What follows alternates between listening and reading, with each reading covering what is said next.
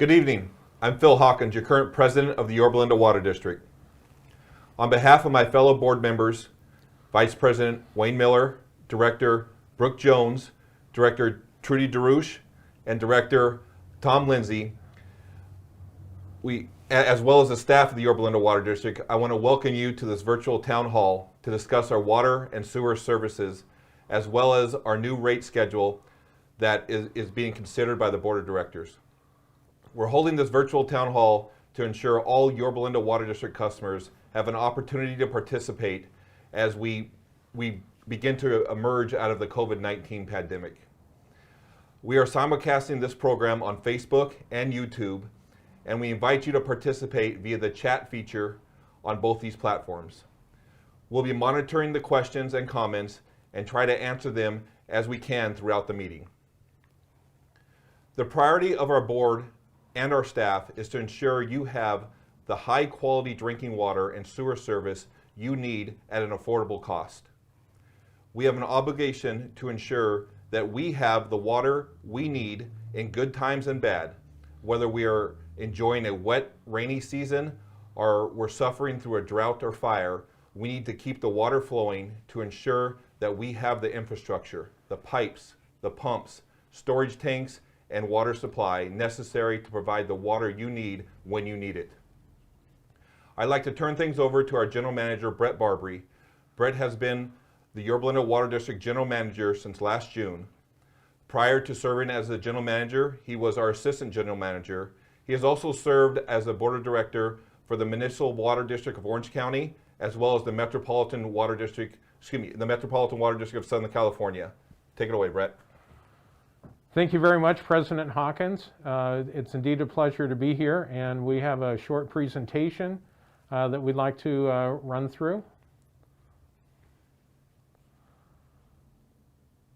This is our district. This is a shot of the Deemer plant, which is the Robert B. Deemer plant, which provides the imported water for the Yorba Linda Water District. They treat water from Northern California and the Colorado River. So I thought I'd give you a little background of the Yorba Linda Water District. Been around since 1909. The core values of our district are integrity, accountability, responsibility, transparency, teamwork, and respect. And as you can see from our mission statement, YLWD will provide reliable water and sewer service to protect public health and the environment with financial integrity and superior customer service. And every single member of the YLWD team is committed to that mission statement.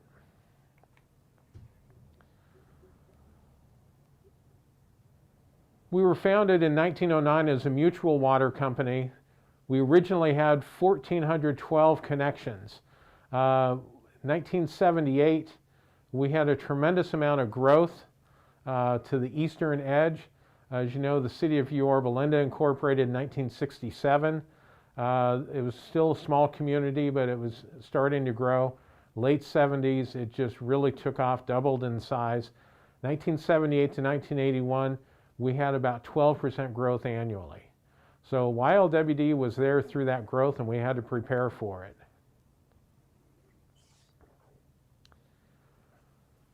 If you take a look at our district, we have roughly 56,000 individual assets that we as an agency are responsible for maintaining. We pump water from 250 feet up to 1,390 feet in our service area. The unique thing about this district is we have the ability to serve both imported water and groundwater. We have roughly $37 million annual operating budget, and the value of all those 56,000 total assets is a little over $1.07 billion. And our agency has conducted asset management plans. We have a CMMS system. We know exactly what the costs are going to be currently. We don't know what they're going to be in the future, so we need to be planning and preparing for that. So our water, roughly 75% in an average year comes from our 9 local groundwater wells, and that water comes to us down the Santa Ana River, is diverted into settling ponds and we have 9 pumps throughout our service area to pump that water and treat it and then serve it. 25% comes roughly from the Metropolitan Water District. You saw that treatment plant up on the hill. Part of it comes from the Colorado River, part comes from the State Water Project, which starts at Lake Oroville.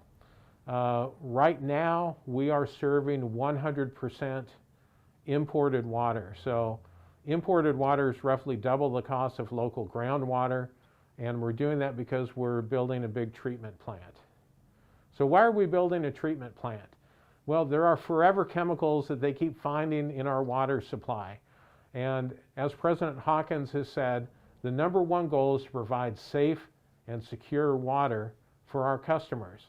And so we're in the process, every single one of our wells exceeded those regulatory levels of PFAS, PFOA.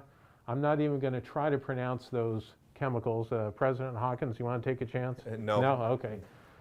Just checking. So we're actually building and investing in our future so that we can continue to utilize that groundwater source, which is roughly 50% the cost of the imported water. We're building the largest PFAS treatment plant, I think, in the United States. And it's a fantastic project. We also have spent a lot of time fire hardening our facilities. As you know, fire is nothing new to the Yorba-Linda area. I've been in Yorba-Linda since 1969, roughly every 10 years. Big fire will blow through from east to west. The Santa Ana winds will carry those embers, and this district has dealt with fire many years in the past. So we need to make sure we have a good fire hardened system. One of the new components is a heli hydrant. And just want to show a brief video on the heli hydrant. The heli hydrant, which you can see in the picture here, was from the Orange County, that was the Orange County Fire Authority helicopter. During the Blue Ridge fire that we had last October, we had helicopters that were dipping into the tank and making 4-minute trips. They would dip down, pick up the water, go drop it on the fire, and come back in 4 minutes. And this really is a tremendous resource, and so we want to give you a little more background on it. My name is Phil Hawkins, and I'm the president of the Yorba-Linda Water District. The Mark Marcantonio heli hydrant first is named after our former general manager, Mark Marcantonio. It came into operation in February of 2020, and during our recent fires, the Fire Authority, as well as CAL FIRE, used it over 18 times. Prior to having the heli hydrant, the helicopters would have to fly out of the area to different water sources to be able to get the water. Now we put this in our community to help the firefighters fight the fires that threaten the homes and lives of our residents of the community. My name's Shane Mall. I'm a battalion chief with the Orange County Fire Authority, and I'm currently in charge of our air operations program. A heli hydrant is essentially a fire hydrant for helicopters. Helicopters need to pull water out of reservoirs, lakes, things like that when they need to drop water on a fire. A heli hydrant gives us a nice, secure location that we can go and pull that water whenever we need it. With the recent wildfires that we've had in Orange County, specifically the Blue Ridge Fire in Yorba-Linda, the heli hydrant was located in a location that was very near the homes that we were trying to save. So our helicopters from multiple agencies actually were able to come in, pull water from the heli hydrant, and save multiple homes. Our goal here with the Orange County Fire Authority is to save lives and to save property. The heli hydrant gave us the opportunity to do during these recent fires to do just that.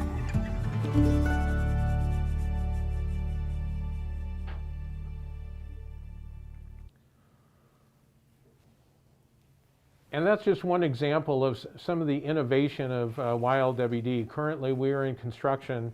We're building our second heli hydrant a little further east, really as an added measure for fire hardening. So we have a new rate schedule. Every 5 years, we conduct a rate study. We have an outside firm that comes in and conducts the rate study for us. They follow the American Water Works Association standards for these studies. And so when we put together the new rate schedule, we take a look at what our priorities are. First is protecting our local water supply. It's one of the reasons why we're building that treatment plant. Second is we're fire hardening YLWD facilities. Third, we're treating the groundwater, so we need to make sure we have state-of-the-art facilities. We're replacing our chlorine system, which is integral to being able to serve that groundwater. And also maintaining our existing infrastructure. You saw the numbers, over $1 billion in assets that we're required to maintain 56,000 individual assets. And we do this with 79 full-time employees. And I am very proud to say we are one of only 2 water agencies that all through COVID, everybody showed up to work every day. While most other agencies were working from home, we were there every day serving the community. The final piece is we want to pass through the actual water rates. And when imported water costs go up, when power costs go up, those need to be able to be passed through. The board was very clear that they wanted to be able to pass through those power rates and water increases so they didn't create extra burdens on the entire budget. So we have 4 components. We provide both a product and a service. On the product side, that is the water itself. So that's what we refer to as the commodity rate. And as you can see currently, we charge $2.86 per unit of water, and a unit of water is roughly 748 gallons of water. And so for every unit, it's $2.86. When we go through the rate study, we figure out what the actual and true cost of the water is, the power needed to treat that water and to move it around the district. So we're dropping that down to $2.64. FY23, the highest we can go is to $2.88. FY24, highest to $3.14. FY25, $3.43. And FY26, $3.74. So the maximum we could increase rates over that period of time is to $3.74 per unit of water. And that's a best guess based on where we think power costs are going, where we think water costs are going, and where treatment costs may be going. Second portion of the rate is the fixed monthly or the meter charge. And this is assessed based on the size of the meter that you have. A majority of our customers have 1-inch meters. And the current charge there is $37.18 per month. And that's to cover making sure when you turn on the faucet, there's water there. It covers a lot of the infrastructure costs, the facilities, the pipes to get there, the maintenance team that goes out when you have a leak. We had a board meeting last night. After I left, I found out we had a leak. And I drove by and we had a team of 5 guys there in the street fixing a leak. We're there 24 hours a day, 7 days a week, every single day of the year, rain or shine.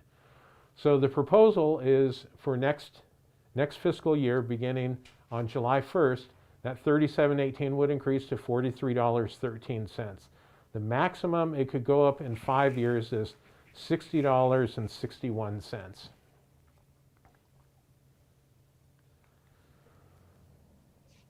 The third component is a capital finance charge. We have the way in which the district looks at the financing of facilities. We have the routine maintenance, replacing meters, things like that. That's part of your meter charge. That's a regular fee. Then you have the capital improvement projects where you're doing work on major infrastructure. We have 14 reservoirs, we have 12 booster pump stations, we have 9 wells. All of those facilities require significant upgrades and work from time to time. But when we have to build a brand new facility, for instance, a new reservoir or a new booster pump station, the best way of doing that is through the bond market and borrowing, and you end up with a capital finance charge, which is the actual debt service. And we tie that to the size of the meter that you have. And this is being proposed to go onto the annual property tax bill. So for a 1-inch meter, that would be $113.52. The maximum it could go up to over 5 years is $160.56. And then the final charge is the PFAS impact charge. This is something that the board put into effect on February 1st because as you know, we're building that new PFAS treatment plant, and as a result, we had to move from groundwater to 100% imported water, and it's roughly double the cost. Well, this $5.66 does not cover the cost, but it offsets the cost and will make the district whole by the end of December. So this is being collected solely through December of this year, and then that $5.66 will go away. And so that will no longer appear on your bill. So that's been on your bill since the February bill. One of the challenges 5 years ago were the penalty rates that were implemented. The board, I think wisely, voted to repeal those penalty drought rates. I'm a customer of the district. All the board members are customers of the district. We found that was probably the most unpopular thing that was done 5 years ago. This board repealed those. I can assure you, as long as I'm at YLWD, I have no intention of ever implementing penalty rates, and I think the rest of the board is pretty set in that as well. We are required to put drought rates into our rate schedule. We do not anticipate implementing these drought rates, but depending on the drought stage, you can see what the additional cost would be per unit of water. So if you use 10 units, be 12 cents per unit, so on and so forth. We don't anticipate doing this, but we're required by law to put this into the rate study. So we also are required to have separate fire protection charges. These are, once again, we go based on the American Water Works Association M1 manual to determine what the actual costs are for providing that private fire protection charges. Now, the fire hydrants you see in the street, those are included in your rates. Those are maintained. These are for large commercial structures that are required to have their own fire protection systems. Could be a large apartment complex, could be a big shopping center. And so these are the meter-sized charges that are always collected on the property tax bill. This is the annual finance charge that'll be on that. So we talk about the pass-through of water rates. And in years past, the board was somewhat hampered by the ability to not pass on those actual increases in water or power costs. So we've designed this structure so that we have the ability to do that. The left side you can see is a picture of the California Aqueduct, and that water, you're paying a significant amount for the transportation cost because that water is coming 444 miles from Lake Oroville down to probably Lake Paris is the closest reservoir on the State Water Project for Yorba Linda. We're also getting water 242 miles from the Colorado River to Lake Matthews and Riverside, and then it gravity feeds from there to the Deemer plant. So we can get water from either source, but you're paying that big infrastructure cost for that transportation of 242 miles or 444 miles. That's why it's roughly double the cost of the water. On the right of the screen, you can see an aquifer, and that's the Orange County groundwater basin. It's fed by the Santa Ana River, and we really only have to move that maybe a quarter of a mile. So we have a much smaller transportation cost. We still have to expend the energy to pull it out of the groundwater basin, treat it, and then pump it up to our Highland Reservoir before it can be served. It's fully treated at that point, versus what we get from Deemer, it's fully treated and it comes in a little higher elevation. So the sewer rates is the other component of this. As you know, we have to pump water from 250 feet up to 1,390. And on the sewer side, everything kind of goes downhill. So we pump the water up and then we have to take the wastewater and move it back down through the system. The sewer system is a little different. It's not nearly as complex as the water system because you're not dealing with pressures. You're not dealing with ensuring that it's fully treated. You just want to make sure the pipe is secure and is not leaking. And we take that wastewater, we send it down to Fountain Valley, where it's then treated, sent over to the Orange County Water District. They treat it through their groundwater replenishment system. Then they pump it back up the Santa Ana River, put it back into the groundwater basin. So every single thing that you use in the house that you put down the drain will end up in the groundwater basin and will be pumped out in about a year. So we are really a good recycling agency, but part of that is we have to charge a monthly sewer charge. Historically, this has been collected on the monthly bill.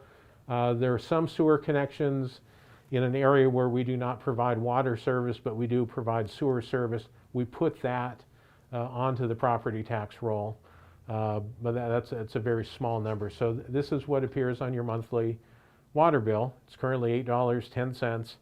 It'll go up to $9.55, and the maximum it could go up to is $15.05. And at the bottom you can see the commercial rates, which are a little different, and they also have tiers based on how much water they use.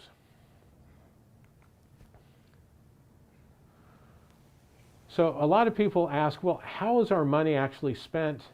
What's the variable, what's the fixed cost? You hear us talk about the commodity, which is a variable cost, the fixed cost, which is the meter cost and the CIP and all of that. So we put together this graphic to show you out of a dollar bill how the money is expended.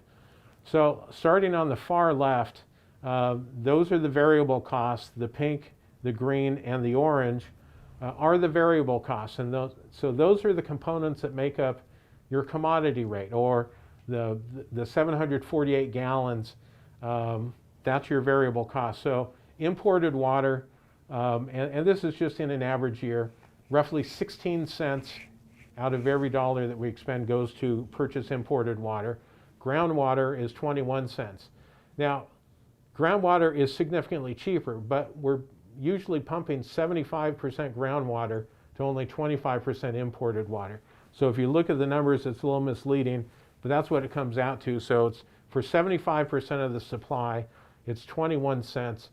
For 25% of the supply, it's 16 cents. And then there's the power pumping and treatment to either pump it out of the ground, treat it, or to just move it around. As you know, we have a very hilly district, and being able to move it between all the different elevations takes quite a bit of power. The purple, red, yellow, and blue represent more of the fixed cost.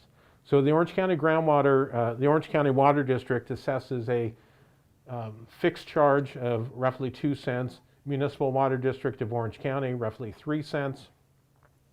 Salaries and benefits, which actually goes across, covers both water and sewer, 38 cents. And then supplies and services, roughly 16 cents.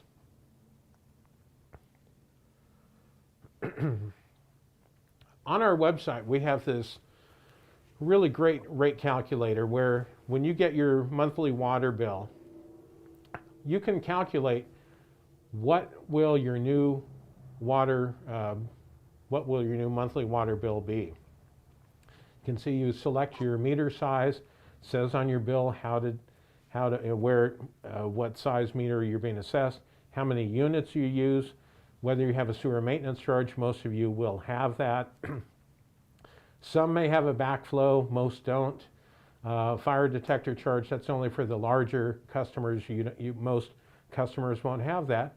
So you can go to our website. The reason we have it separated July to December and January to July is we have that PFAS impact fee. So you're going to be charged that extra PFAS impact fee from July to December, but January to July of next year, it'll drop off. So you will have a reduction in your bill next year just on that alone.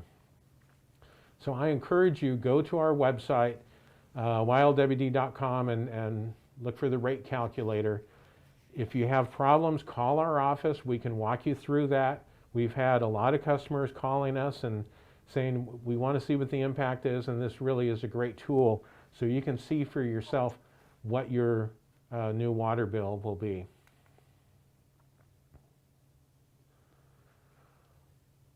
So we have a hearing coming up June 8th. You see our 5 smiling board members. They will all be there. It'll be a virtual with COVID and everything. Things are pretty well shut down till middle to the end of June. So we'll be doing this hearing on June 8th at 6:30. You can come back to the website. You see the web address at the bottom. But what we're going to do is we'll accept public testimony.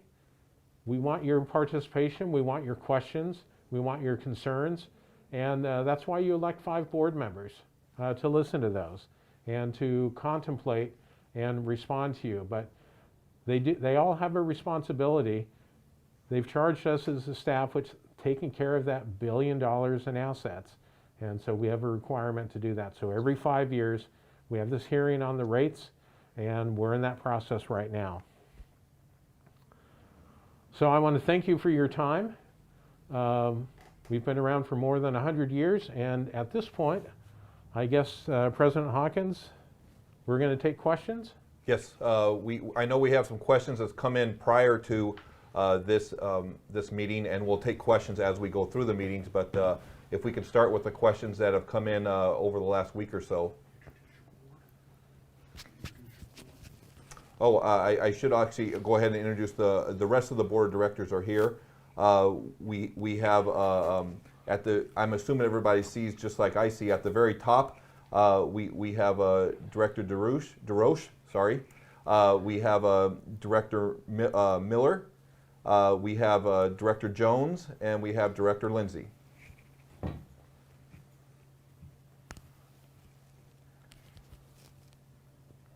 All right, so we will start with some of the questions that have come in over the week. The first will be, what is the goal of the rate study done by the outside firm? So I couldn't hear that question. We can't hear the questions. What is the goal of the rate study done by the outside firm? Okay, the question is, what is the goal of the rate study being done by an outside firm? I think that was the question. And there is American Water Works Association has a manual which governs really how water districts should operate. And so we hired Raftellus, which is a national firm. Their job really is they go around the country and they put together rate studies. And the reason you have to do a rate study is you have to make the case for these are the costs to the district of providing these services. We believe we know what water costs today, and here's our best guess what we think it's going to cost in 5 years, what the power costs are going to be, what the labor costs are going to be. As you know, we're experiencing right now tremendous increases in construction costs, things like that. So this organization, they come in, they do a very objective study, and they ask the board, what assumptions do you want to go with? We provide those assumptions, and then they put together an actual rate case in the event that we get challenged and go to court and have to defend the rates and defend that these are the actual costs for providing these services. So that's the whole purpose. You bring an outside firm in. Then it's an objective group. It's no one on our staff doing that study. It's completely objective, and they are very skilled at defending these and going to court should that happen. So that's one of the reasons why we've done that. Okay, so the next question is the board required to impose the maximum rate, and has the board always imposed it in the past? So the question is the board required to impose the maximum rate, and have they done that in the past? So I'll start with that. No. The quick answer is no. When we're drafting this budget, when we're drafting a 5-year budget, we have to assume worst case scenarios. We have to assume that this is the maximum. If everything didn't go right, this is what we would be charging. We have a track record. If you look at the last 5 years, we have not increased to the maximum rate that is currently provided to us. So these numbers going forward our best guess on our numbers, but if good things happen, if we're, say, able to produce more groundwater than we originally planned, we do not have to increase to the maximum level. We vote on that each year. That is, although we give you a 5-year plan, each year we review that and then we decide how high we need to go, if we need to go all the way up or if we're able to go less. But again, I'd like to remind everybody that we haven't hit that max level in the last 5 years for each year that is proposed. So just to follow up on that, I ran the numbers on where we would be in the old rate study if we'd gone to the maximum. And currently we're charging $37.18 for the fixed fee and $2.86 for the commodity. Had we gone to the maximum, we'd be charging $4.02 per unit of water and $63.81. So we're off significantly. And the reason we've done that is each year staff is charged with taking a look at where we are, what the expenditures would be, what we expected things to be, and then give a recommendation to the board and say, we believe moving ahead, we can keep the commodity rate the same, we can increase the base fee or the meter fee, by $2 or $1, whatever it may be, and that'll make us whole in the next budget for those goals as laid out by the board. And one other thing that contributes to that is we might plan 2 years from now to replace some large pipeline. And over the next 2 years, we're watching that pipeline, we're evaluating that pipeline, we're cameraing the inside of that pipeline, and we say, you know what, we might be able to wait another 2 or 3 years before we have to do anything. So that cost gets pushed later on, but we don't need to raise the rate as we originally planned. So we've had some questions about heli hydrants and wildfire hardening. Can you let us know, in addition to the Mark Antonio heli hydrant, what you're doing to protect Wild WD and the community from fires, as well as let everyone know where the heli hydrant is currently and planned in the future? No, you go ahead. Oh, okay, I'll take it. So the heli hydrant you can see behind President Hawkins and me is up at our Santiago Reservoir, which is in the Hidden Hills area. As you can see, we have rock all over that facility. And we have the rock there for 2 reasons. One, to prevent fire, so it's completely fire hardened, so nothing will burn there. And second, the voice you're hearing is Allison Martin.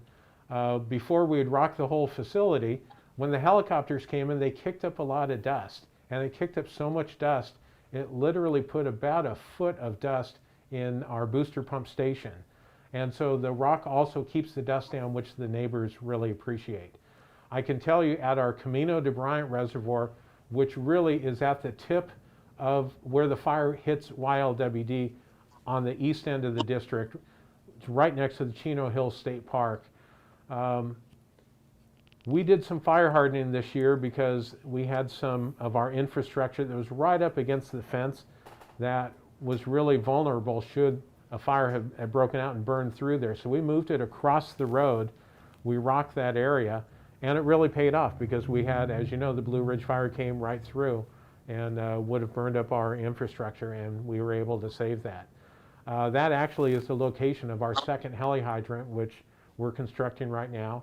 And we also have room out there for a landing zone. So for the firefighting helicopters, if they need to land, if they need to drop off personnel or drop off equipment, they can do that. We have a fire hydrant there if they need to protect themselves. That whole area also will be rocked, so we won't be generating a lot of dust from those helicopters.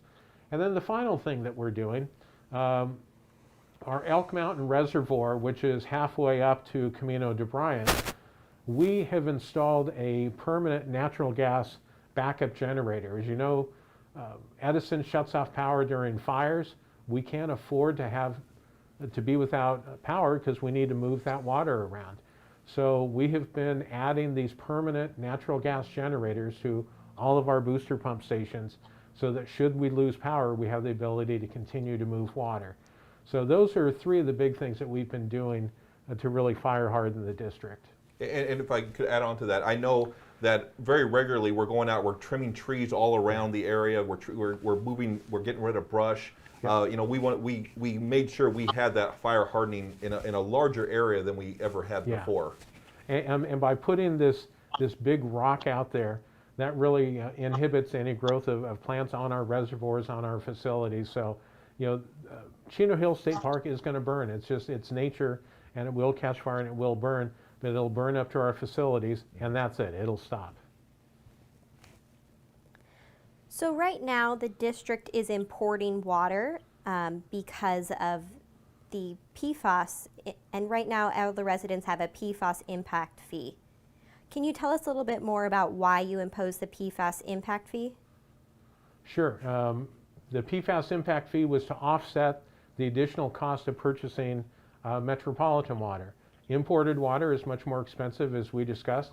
It has to be transported a longer distance, and it is delivered to us fully treated versus the groundwater we pump out of the ground. So it's roughly twice as expensive. I think OCWD groundwater is roughly $500, and it's about $100 to pump and treat it.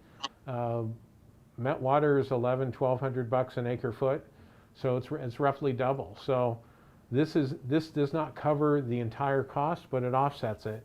And we had done the calculations early on. We knew we'd be able to pump for a certain period of time, and we set a marker. If we can pump X amount of water, this $5.66 will cover that and offset that difference.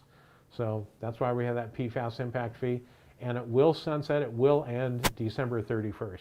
And if I can add, we actually had a rate stabilization fee that we exhausted first. We held off as long as we could with the rate stabilization fee, a reserve that we set up for instances like this. Well, this actually has gone on and on because this is going to take a long time to build a filtration plant. So we used all that money first, and then we put the fee on, which it will come back off. We've already had a sunset date. So please provide details about the financial plan to fund pension obligations in the future. Go ahead. So in 2017, the district established what's known as a Section 115 trust to pay down those OPEB, which are other post-employment benefits or retiree health care, and begin to pay down the additional PERS retirement costs. As a district, YLWD did not spike their pensions like a lot of districts did around the county. They have a very modest retirement on that. They did have retiree medical, but we're no longer offering that. But it did create on our balance sheet, we had to carry these extra liabilities. So we established a Section 115 trust under the IRS code so that we could, if we have extra money at the end of a year, we could put that into this fund to help retire those obligations sooner. And so the board set a target date of 5 years for the OPEB debt and 10 years for the PERS debt. And we believe with the plan we have in place, we will be able to retire both of those debts in those time frames. Do we have access to the water from the large treatment plant that is near Black Gold Golf Club? So that's what we're using right now. We're using 100% of that's the imported water that's coming from the Colorado River. So yes, that's the water we are currently serving to all of the Yorba Linda Water District customers. And Does Director DeRoche have any comments on that? Yeah, Director DeRoche it manages that plant. Any comments for us? No, that plant's been there since 1963, and it served Orange County and other parts of LA County as well. And so it's intended for just this kind of purpose, to supplement water supplies in the Orange County and LA service area. And I can say it really is a great resource, and it's a great benefit to us at the Yorba Linda Water District to have that treatment plant right next door. The district has always enjoyed a great relationship with the Deemer plant and the folks up there. It's even better now. We're really lucky to have Director DeRoche on our board. And I guess I just need to say this. As a staff member, it's very comforting to know that we have Director Miller, who was very instrumental with us as we designed this PFAS treatment plant. And it was really helpful because he actually teaches water quality. So he was able to provide a lot of insight to us, ask a lot of really tough questions, but it was really good. And then to have Director DeRoche join our board, and she runs 5th largest water treatment plant in the United States, 5th or 6th, it's somewhere around there, so that when we do have to start operating this PFAS treatment plant, we have somebody else to go to as a resource. So you as the customers of Yorba Linda, you need to understand how fortunate you are that we have 2 of those resources on our board, one on the water quality side and one on the water treatment operations. So we're very lucky as a staff to have those resources. So our sewer and water pipes are hidden underground, so we can't see when they are in need of a repair. How do you know and how do you check to see if they need to be refurbished or replaced? You know the schedule Okay, better than I do. that's actually a great question. So let's start on the water side. We have something that we do every 5-10 years. It's called an asset management plan. And we have a listing of every single pipeline in the entire district. That listing says the type of pipe it is, the age of the pipe, and depending on the age, when it should be replaced. But we also have gone a step beyond that. We have a what's called our CMMS system, which really is our operations team out in the field. When they make repairs, they input the information, they say which pipeline they fixed. And so our engineering and operations team really works closely together to take a look at the asset management plan says this pipeline needs to be replaced.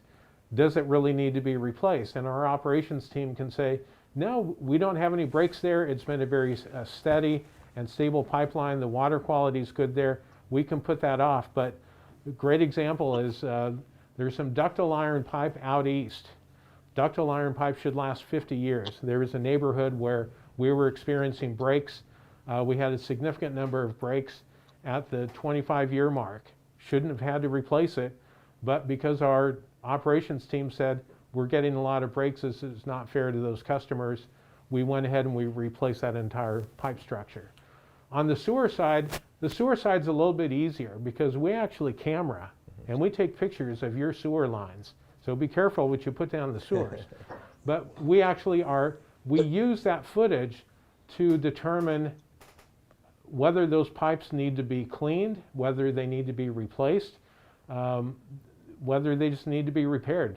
Some sewer pipelines can be relined, which is helpful. And we've been doing some relining. You may have seen the trucks out throughout the district.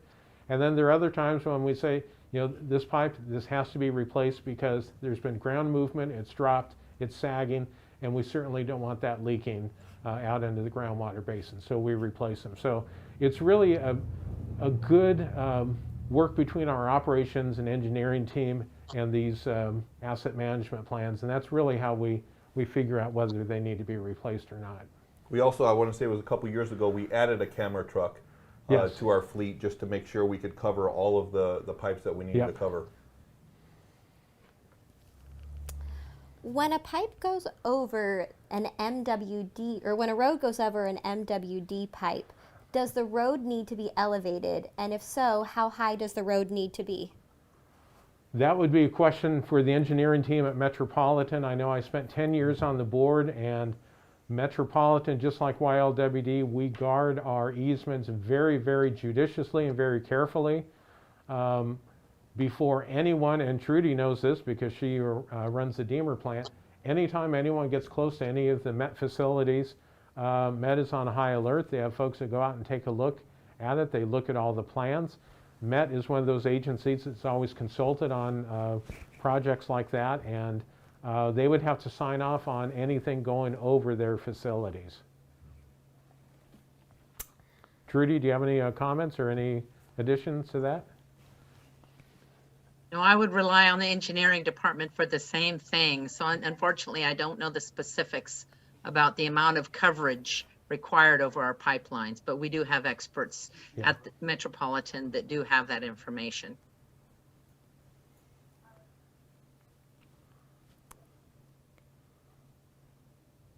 The rate study calls for $11 million in infrastructure expenses, and the asset management plan calls for less than that. Why is there an increase in cost from the asset management plan? Well, from time to time, there are projects that come up that need to be addressed right away. If you look at the asset management plan, it's a 100-year replacement of $1 billion. So that means we should be spending about $10 million a year on our CIP. We're not anywhere close to that. The reason we're at $11 million right now is we have two basically brand new booster pump stations that we're building at Hidden Hills. We're replacing that, adding an emergency generator. We also have a large booster pump station called the Timber Ridge. That's one of those high fire area ones where we're also putting in a permanent generator. And then we have this PFAS plant that's being constructed, and we have roughly $3.5 million in costs with that.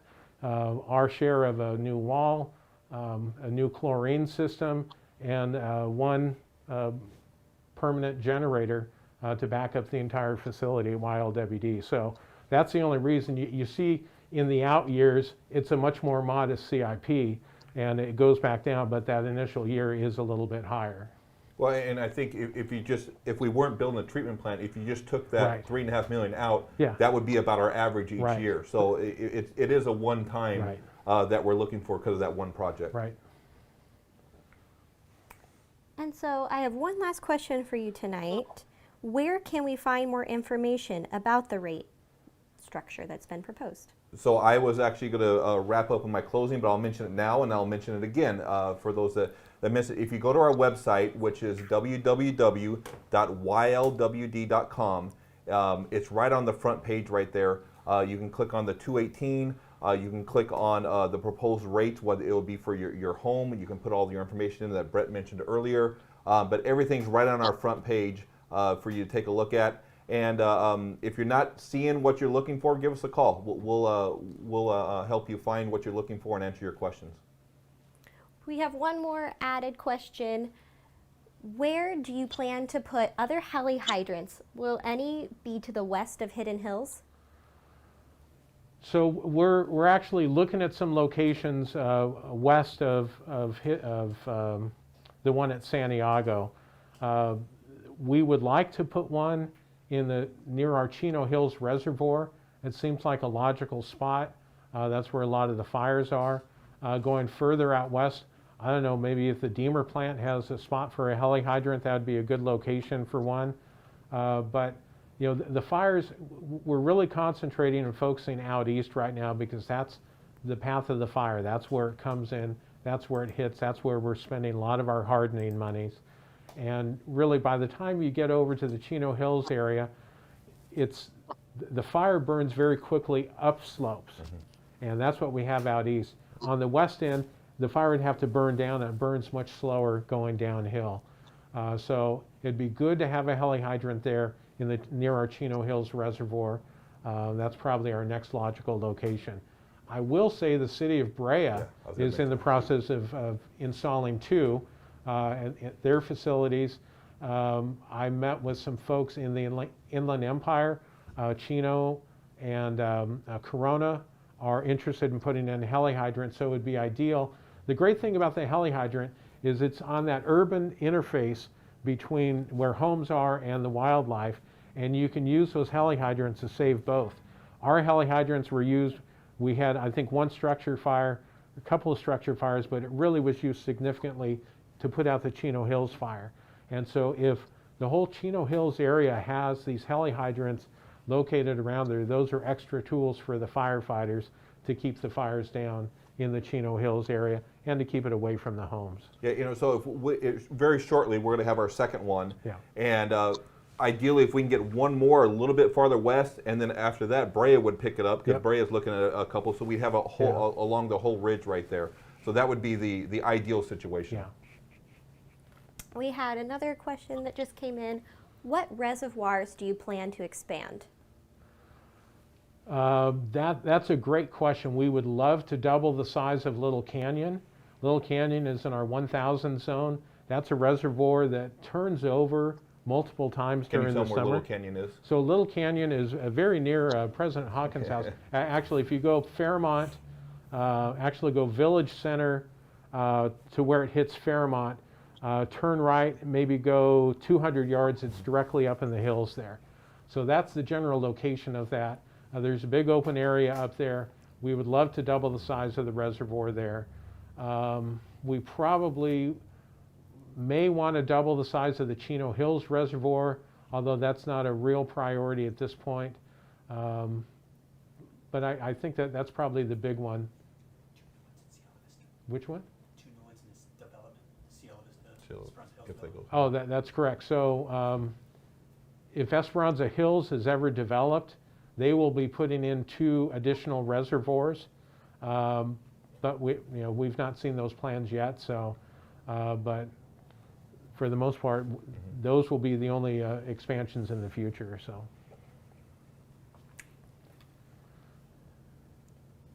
And that concludes our questions that have come in. That's it? No more questions? Wow, okay.